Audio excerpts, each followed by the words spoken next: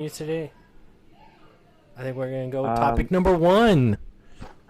yes. Okay. So, hello everybody. All right. So the first topic today is foreign activities. So that's going to cover two major countries. So the first one is in China. They're kind of having like a renewal of historical facts that a lot of people are calling a re-education, and it's kind of as President Xi puts it, the correct outlook on history. So it's a nationalist movement designed at kind of bringing awareness to the history of the Communist Party as it's preparing for its 100th anniversary. I believe it's on July 1st.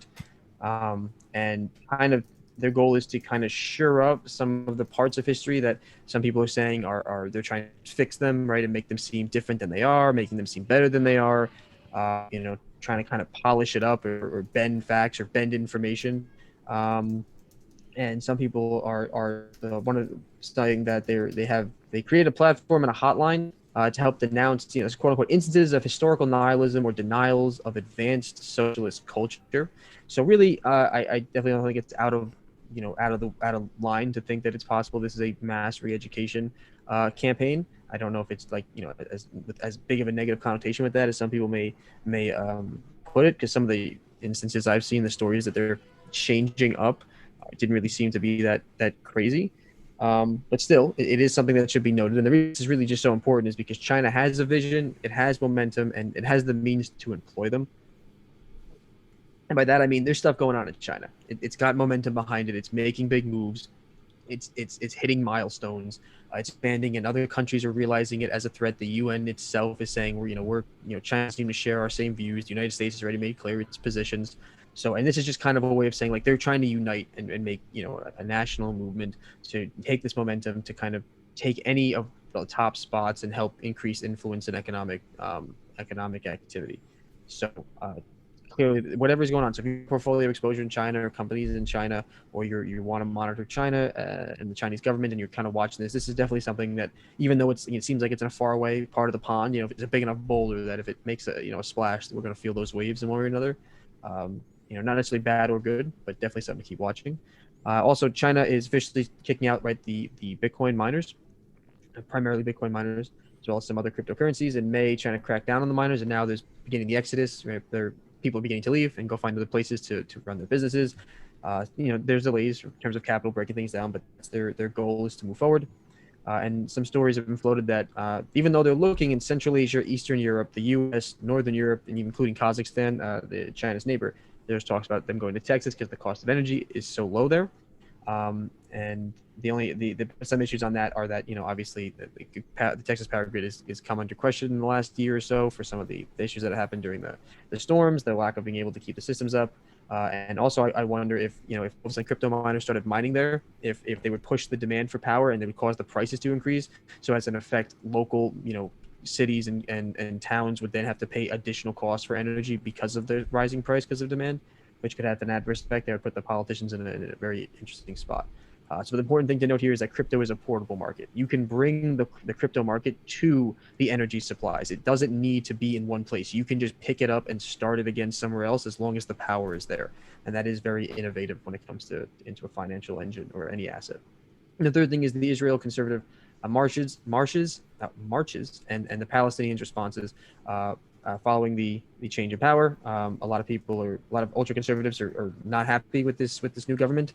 Naftali has created. There may be an internal power struggle there. And the protests were towards eastern Jerusalem and saying, really kind of standing out against the Palestinians. And apparently there are reports of people saying, slurs on both sides, and that the Israeli people were saying, they want death to all Arabs and things like that. Don't know if any of that's true. Right? I wasn't there, so it's all secondhand knowledge. But the point about this is that there may be an internal power struggle, because there are also reports that they said that signs that said Bennett is a liar, right? Which is Naftali Bennett, the new prime minister, that he's a liar. So there's clearly an internal power struggle there. As well as an external power struggle, as Hamas was lighting off balloons and that were burning up and caused fires, which apparently may have started some more military action from Israel going into tomorrow. So, but just to note that's what's happening over there. So that conflict, there's tensions are kind of rebridled, and there's kind of a bunch of new variables in play. So definitely something that should be good to know about. Sounds good. Sounds good. No, that sounds like There's a lot of foreign activity that's happening right now, and it sounds like there's a lot of different economies that are going to be affecting our economy. Israel is definitely one that's going to affect our economy. Uh, China, their move to miners bringing them to the U.S., that's going to be huge. I think we were talking earlier that if miners do come to the U.S., that's not necessarily a bad thing, but can Texas actually survive their energy grid with the way they weren't able to even handle their last their last winter where Cold everything froze front. over? Yeah, I mean, Exactly. everybody lost power. How can you want to suggest taking the miners over to Texas when they're already having a hard time, keeping themselves alive? Well, that's why their energy sector, their PG&E or whatever they use over there, they were saying that okay, we could give you a fixed cost, and you could pay a higher price at this fixed cost, or you can pay this variable cost that is going to be when the power grid, when they need to use more power, we may just do a variable cost, and that's where they messed up. They said even though the variable cost was lower, everyone opted in for that one. And when a black swan, which is a random event that just comes out of nowhere, occurs, they got pretty much taken out for thousands and thousands of dollars. Some people looking at 20K and up bills for their energy consumption during that cold front in which no one had energy. And the energy companies didn't even get reprimanded for that because that was in their clause. Right. But I mean, when you don't have when you don't have any, mandated regulations on something, you leave it up to the companies to decide whether they want to spend the capital on it. And a snowstorm in Texas isn't exactly something that you plan for, so it might not seem like a very good usage for capital until it happens, and then you have a problem. And then if your market floats on supply and demand, and then you say, listen, well, there's no power, but everybody wants power, so we finally give you power, the price is ridiculously high. Then you pay $20,000 for your energy. And if that's the case, I imagine what happens if a bunch of miners take the 6 to 9 months to set up their infrastructure and to go through those delays, and they're able to set up there, what happens to the power? And also, would Texas even like that? Would they accept that? How would politicians feel about that? There's no guarantee that they'll move to Texas. There's many places they can go, and I'm sure they'll scatter. But it is interesting to look because Texas has the lowest cost of energy pretty much anywhere in the world. So that is it's just so watch out if you see some factories getting set up that might be crypto mines in your backyard. People And let me Texas. just say, 100 years of communism, and I don't even know if Jack Ma is out of hiding, because when he went against the Chinese regime and spoke against them, he had to go into hiding. That's because they were going to come after him, and Alibaba just went down and was taking hit after hit in its stock price. Why? Do you have any idea where Jack Ma is right now? Yeah, he's fine. He I'm reemerged. pretty sure. I'm pretty sure that he because what happens is he went to hiding because they were coming after his companies, and they said, listen, your companies are too big and you're getting too much sway. We want you to limit it. We're going to force you to. And Jack Ma went into hiding and not making public appearances. But that, I don't know if that was because he was scared for his life or because he wanted to figure this out with his lawyers, because the country's coming to take away his empire here. With communism, is He there reemerged. really He gave in what they wanted, and lawyers' he power? reemerged. No, I'm not sure, but he could be deciding also to leave because Jack Ma's a billionaire. He can just take his billions and go somewhere else. So Or he it did could just get reemerge and taken. give China what they want. So he misspoke. From all the people I hear that hear Chinese news, like he misspoke. He overspoke his power, and he said something that was essentially against the government. And the Right. government's flex was, well, no, we still control you, and that's where he disappears for No, 3 months and I definitely agree that communist come back as a government new of man. China is not a place that I would want to live, and it is dangerous. But I definitely agree with that. But I don't think that's the main story to take away, because I don't know if the dangers are for us as investors or for the U.S. markets. Because The I guess a dangers sovereignty has right to do it.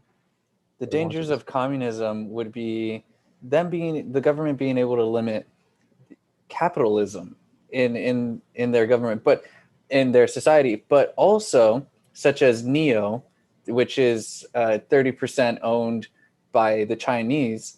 And They didn't allow them to fail. So, and we know that Americans are buying up more of the shares for Neo, but back in the day, it was around 30+%. An interesting point about this, because I do agree that a lot of businesses are propped up by the Chinese government, and I don't trust really anything that comes out of China. And I have my significant doubts about the legitimate intentions of the Chinese government. Of course, I know the struggles that communism has done and destroyed countries all around the world. But what's interesting, and I was thinking about this just as you said this. China doesn't let its business fail, but what happens if your country has 0% interest rates, the ability to restructure debt through bankruptcy, and your Federal Reserve starts buying corporate debt? That's the same thing. Yeah, not China, but it's the same. It's the same anti-free market. We don't have free markets. They don't. Free markets don't exist. We backstop everything, and we've been doing more and more of it over the last 20, 30, 40 years. I mean, We that's realize true. that. So it's kind of like even though, yes, China's been doing that for a long time, and they do have ghost factories, and they do have empty production bits that are built that have nothing in them, or just for show to put productivity numbers on the page. It's interesting to see as other countries that say like we don't allow that, free markets are the way to go, and you see over time more and more of the free market system is supported by the tax dollars of the whole, right? It's like this. It's weird. It's very much socialism. So, and socialism and communism are different things, by the way. Very different things. That's what occurred in 2008 when the government bailed out these banks, and that's what happened on January 28th when Robinhood had a $2.2 billion margin call that had to be met, and the DTCC just said, "Hey, don't worry about it. We're going to waive that just for today, and the stock price is going to go down." Next thing you know, GameStop went down and manipulation occurred. Well, yeah, and the reason is, I think, on the United States is because they don't want any businesses to fail, because they don't want to wipe out the little guy and the consumer and the investor. Everybody becomes tied up in one big ball, and then you get this situation where you have to make these decisions, and you have to say which failures am I let happen, and which ones aren't I? I mean, as far as I can tell, we really protect a lot of companies that we necessarily shouldn't, but I just find that interesting. I find it interesting that that's a development that in the United States we've been doing more and more. Central banks have really just become lifelines for companies, for industries. Everything. That's what it is. Every type of structure that is a government structure for their people has its pros and cons. Like in China, if you don't want to work, they will send you a bag of rice per week and just drop it off at your door, and you can live for free. It's like, okay, you don't want to work? Here's a bag of rice. You can survive. They'll allow you to survive. Okay, next topic. I think we totally jumped away from the topic. No,